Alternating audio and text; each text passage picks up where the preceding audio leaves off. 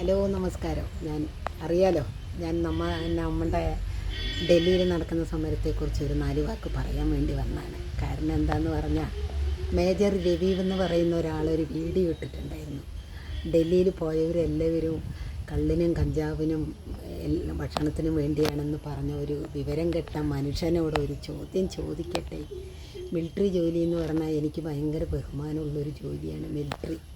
കാരണം എൻ്റെ അച്ഛൻ ഒരു മിലിറ്ററിക്കാരനായതുകൊണ്ട് എനിക്ക് ഭയങ്കര ആരാധനയാണ് ആ ജോലിയോട്.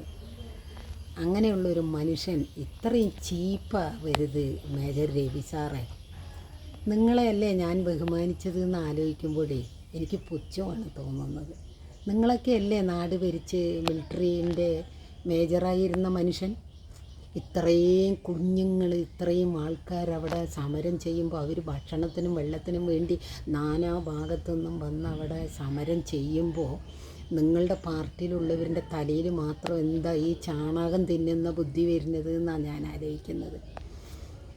എന്താണ് ഷിറ്റില്ലേ? അപ്പോൾ ഷിറ്റൊന്നും മിണ്ടുന്നത് കണ്ടില്ല വീഡിയോയിലൊന്നും. മറ്റേ ചന്ദ്രശേഖരൻ പറയുന്നുണ്ടായിരുന്നു, ഞങ്ങൾ ചെയ്ത അത്ര നിങ്ങൾ ശരി തന്നെയാണ് നിങ്ങൾ ചെയ്തത്. ചോദ്യപേപ്പർ കട്ടുകൊണ്ട് പോയിട്ട് നിങ്ങളുടെ ആൾക്കാർക്ക് കൊടുത്ത് പരീക്ഷ എഴുതിപ്പിച്ചത് അല്ലേ നിങ്ങൾക്കൊക്കെ. പിന്നെ ഒരു ബിഗ് ബോസിൽ പോയ ഒരു കുറുക്കനുണ്ടല്ലോ, ഭയങ്കര ഓളി കിട്ടുന്ന കണ്ടു ഇങ്ങനെ. എന്താണെന്നറിയോ, ഇവന്മാരൊക്കെ നിങ്ങളൊക്കെ ഈ ചാണകം തിന്നുന്നത് കൊണ്ടാണ് കേട്ടോ നിങ്ങളുടെ തലയിലൊന്നും ഇത്ര ബുദ്ധിയില്ലാതായി പോയത്. കോടിക്കണക്കിന് ജനങ്ങളാണ് നമ്മളുടെ ഇന്ത്യയിലെ രാജ്യത്ത് വന്നിട്ട് ഈ നമ്മുടെ തലസ്ഥാനമായ ഡൽഹിയിൽ വന്ന് ഈ സമരം ചെയ്യുന്നത്.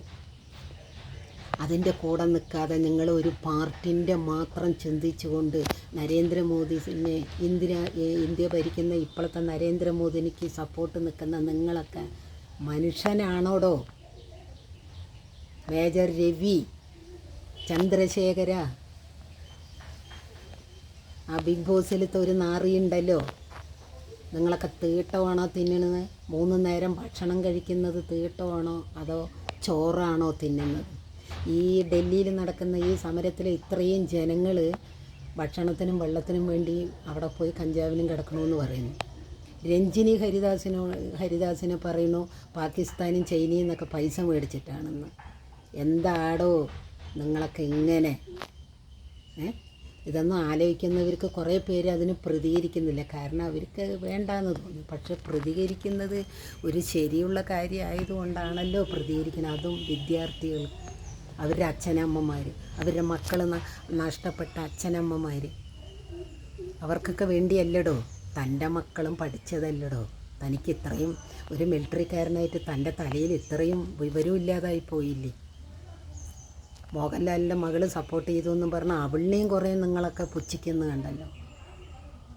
അപ്പം നിങ്ങളൊക്കെ ഒരു മനുഷ്യനാണോടോ? നിങ്ങളെയൊക്കെ ഞാൻ ബഹുമാനിച്ചിട്ടുണ്ടായിരുന്നു. സുരേഷ് ഗോപിനെയും മേജർ രവി എന്നൊക്കെ പറയുന്നവരിനെ ഒരുപാട് ബഹുമാനം ഉണ്ടായിരുന്ന ഒരു വ്യക്തിയാണ് ഞാൻ.